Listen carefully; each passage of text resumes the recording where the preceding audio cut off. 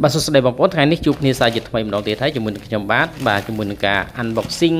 នៅផលិតផលថ្មីគឺជាប្រភេទនាឡិកា smartwatch បានមានឈ្មោះថា Venice Watch Action បាទទិញមកតម្លៃថ្លៃគួរសមដែរមិនថ្លៃពេកហើយក៏វាមិនទាបពេកដែរសាកនៅផលិតផលថ្មីតើវាមានកម្រិតគុណភាពបានប៉ុណ្ណាបាទអញ្ចឹងនេះឲ្យលើយើងចាប់ផ្ដើមហើយនៅខាងក្នុងនេះគឺមានសម្ភារៈជាច្រើនភ្ជាប់មកជាមួយបានមានទាំងបានធានារយៈពេល1ឆ្នាំហើយនៅក្នុងនោះផងដែរក៏មានភ្ជាប់មកជាមួយនឹងនាឡិកាមួយឆ្នាំងសាកមួយតែឆ្នាំងសាកបានតែខ្សែទេបងប្អូនបាទឆ្នាំងសាកបានតែខ្សែទេហើយខ្សែវាគឺមានចំនួន2ដែលអាចឲ្យយើងអាចធ្វើការផ្លាស់ប្ដូរបើសិនជាយើងចង់ប្រើប្រាស់នៅខ្សែស៊ីលីកូនក៏យើងដាក់ខ្សែស៊ីលីកូនទៅមានភាពងាយស្រួលក្នុងការផ្លាស់ប្ដូរហើយខ្សែមួយទៀតគឺជាប្រភេទខ្សែស្បែកបាទជាខ្សែស្បែកប្រភេទគុណភាពបាទតម្លៃវាក៏មិនអត់ដែរអាចចន្លោះពី7រៀលទៅ5ដល់10រៀលដែរបាទអញ្ចឹងនេះជារូបរាងផ្ទាល់តែម្ដងបាទនៅពេលដែលយើងបើកមកបាទរូបរាងនាឡិកាហ្នឹងគឺ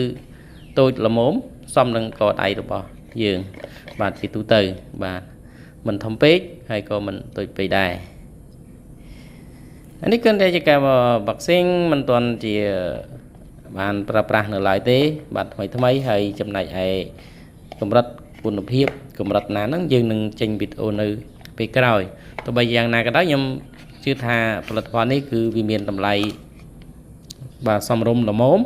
អាចធ្វើឲ្យយើងមានលទ្ធភាពក្នុងការទិញយកមកប្រើប្រាស់បាទមិនខ្ពស់ហើយក៏មិនទាបដែរអូខេអរគុណច្រើនសម្រាប់ការទស្សនាបាទសង្ឃឹមថាបងប្អូននឹងពេញចិត្តនៅវីដេអូមួយនេះហើយក៏សូមបញ្ជាក់ដែរថា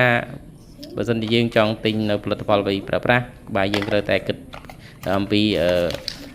គុណភាពហើយក៏ដូចជាគិតទៅលើលទ្ធភាពរបស់ខ្លួនយើងផ្ទាល់ដែរបើសិនជាយើងឃើញថាផលិតផលនោះ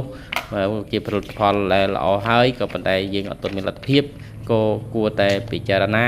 បាទកុំចេះតែតាមគេណាអរគុណច្រើនជួបគ្នានៅវីដេអូក្រោយបាយ